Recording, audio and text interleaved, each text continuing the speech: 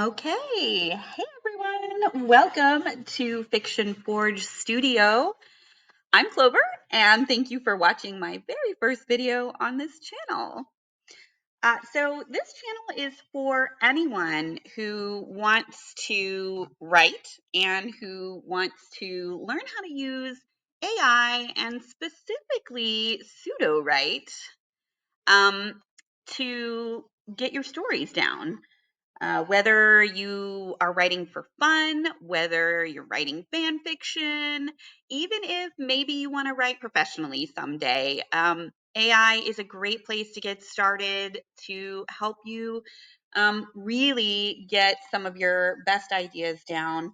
And I'm going to show you guys today sort of a quick overview of Sudowrite and why I really, really love it. You can already see on the first page here that I have, I've got several projects sort of popped up on my main window.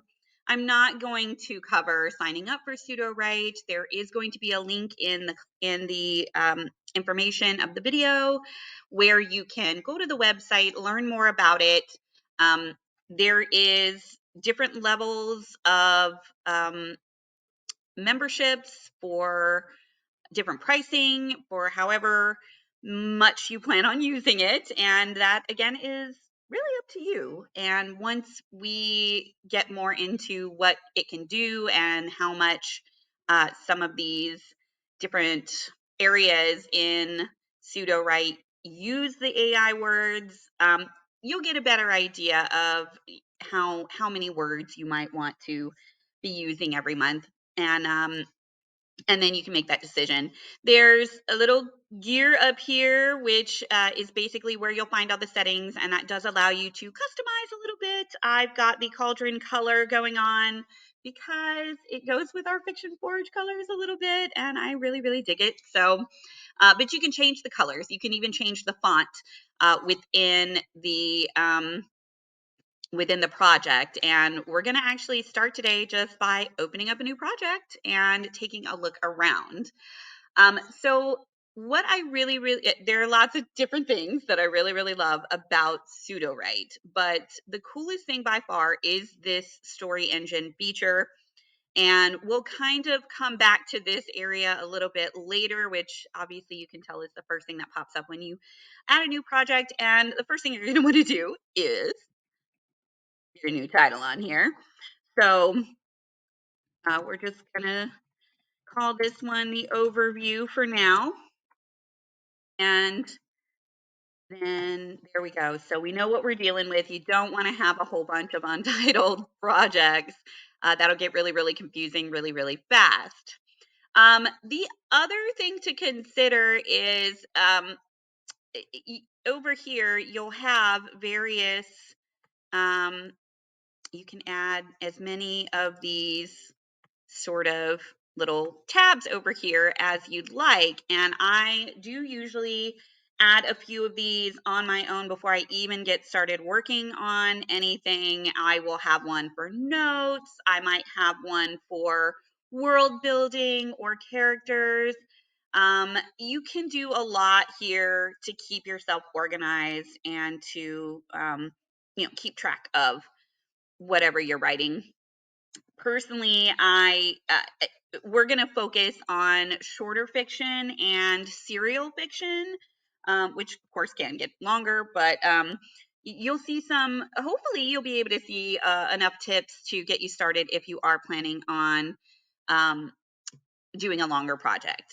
Okay, so we're going to get straight into the story engine because this is really where you're going to find a lot of the organizational and just all the good bits. And obviously, this is also where the prose comes into play. And we'll get to that when we start playing around with the program and writing different things, which is what pretty much most of the future videos are going to be about. We will experiment with Sudowrite. We will prompt it in different ways. We will use all of these boxes in different ways. So, um, your first box is the brain dump. And if you already have your idea and your summary, you can start entering that kind of thing here, and it will allow you to generate some of your own information if you would like to do that. And we will try that, and we will also talk about how you might want to just fill in most of these things on your own instead of letting the generator do that. But um, the brain dump part is something you have to do on your own, and you can write in whatever, as much or as little. If you're just getting started and you just really are in your brain dump stage of whatever you want to write, hey, there you go. Get started right there. And the next box we have is the genre. Only 40 words go in here, so it doesn't give you a whole lot of room.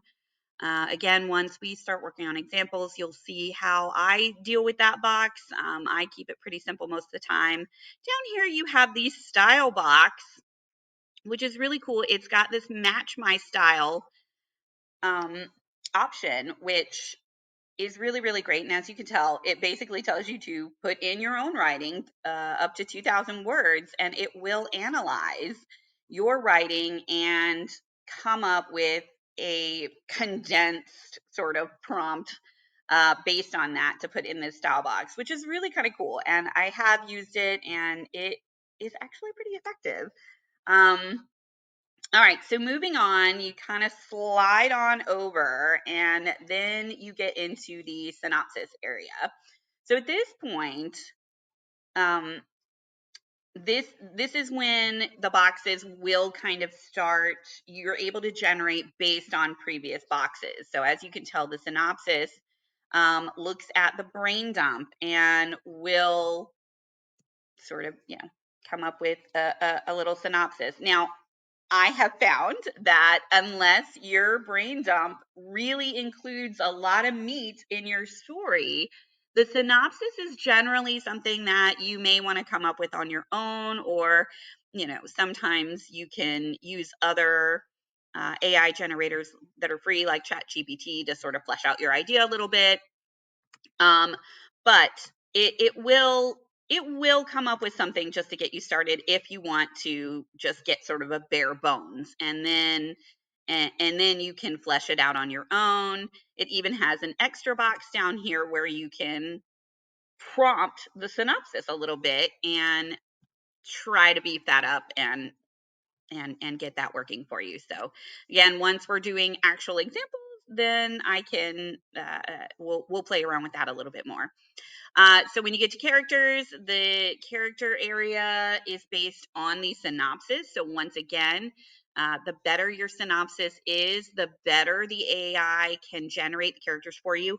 But this is another area where we'll talk about a lot whenever we're getting into specific projects, because I definitely have specific things that I think works best with this character area, and specifically making sure that the information in this box is relevant to each scene that you're actually prompting when you're getting to the prose section. So like I said, get more into that. It will give you some cool ideas, though, if you're just starting out and again you're just sort of brainstorming. It will look at whatever's in the synopsis, and it will generate some characters for you. And then once again, you have this additional box down here where you can prompt it to do even more. All right, so we move on and we get to the outline. The outline takes into consideration a lot more. As you can see, this section looks at genre, synopsis, and characters. And keep in mind, at this point, it's not even looking at your brain dump anymore. The brain dump is really for the very, very beginning stages, and you can either leave the information or not. I tend to remove information from the boxes if I'm not using them in the moment. So, but this is another area where, again, you're probably going to want to make your own, or at the very least, you can allow the AI to generate um, a basic outline, and then beef it up. Now, I have a pretty simple outline structure that I use for short stories, and we'll be using this to write short stories, and again, serials, which are sort of um, short episodes. And but even for short fiction, which a lot of fan fiction is shorter as well. So for those of you that are sort of writing for fun, writing your own stuff, writing in other worlds, um, I will be providing outlines where it's a very intuitive, um, that you can just pop it right into this area, fill it out, and you'll have everything you need for a short story, which, doesn't really require all the many chapters. Again, when you start getting into longer form fiction, it's a lot more in depth, and that's fine. And again, this will hopefully get you started on that. But so we will have instances where we get into this, but it does have a specific format that it's using. It's pretty basic, and you can make it as long or as short as you want. I have done, since the outline is just a sort of roadmap for when you get into these chapters that we're about to look at. It doesn't really require that you have a ton of information over here. I like it just because it helps me, once again, see every stage of the story. So whether you're generating a lot of these boxes with the AI, or you can fill them all out completely on your own with your own information, either way, it's such a great overview of your entire story. And by the time you get to this outline, you have a really good, bird's eye view of what you're going for.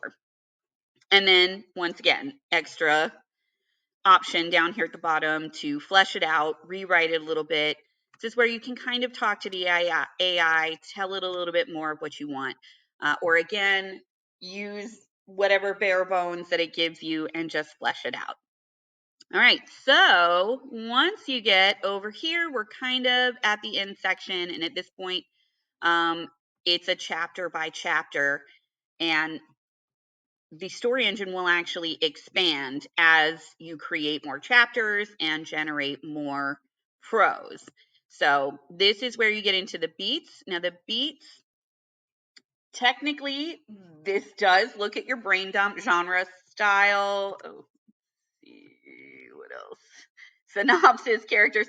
The beats are looking at everything, and it's going to include all of the pertinent information. The fact that it looks at so much stuff is probably a little bit more than it generally needs. And this is why a lot of times I will just remove the brain dump when I'm at the point where I'm getting my beats in and generating the prose, because I really want to make this area as specific as I possibly can.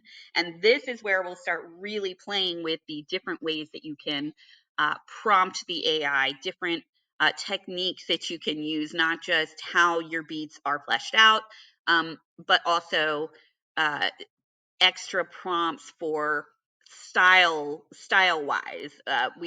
When you're writing, for me, the most important thing is sort of that character voice, that character's personality, and that tends to be one of the biggest challenges, I think, for these AI generators, and that's what authors really work on. And it's never going to be perfect.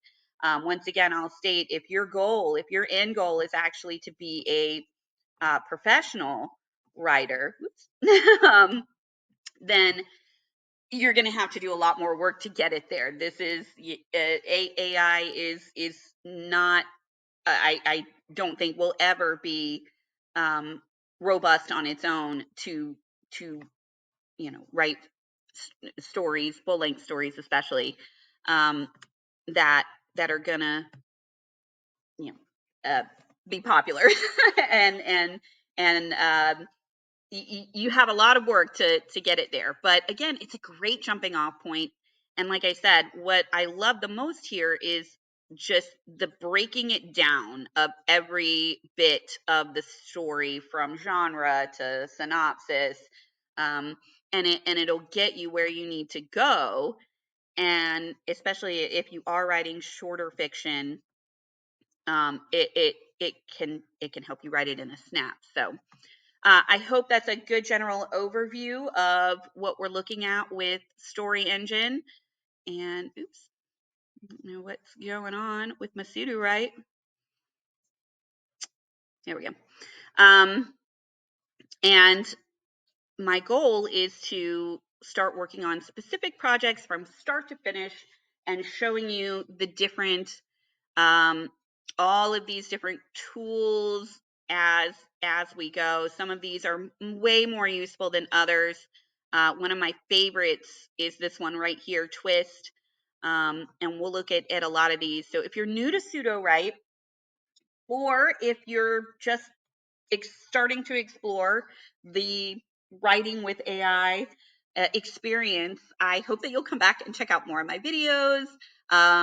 We're going to work on some specific projects like an urban fantasy serial, some Star Wars fan fiction, mafia romance, cozy mystery. I've got a lot of genres that we're going to touch on in these next couple of weeks with these various projects. So if you're interested in playing around with this new AI writing tool called Sudowrite, come back and definitely subscribe to the channel. I really, really appreciate it. And we will see you in the next video. Bye.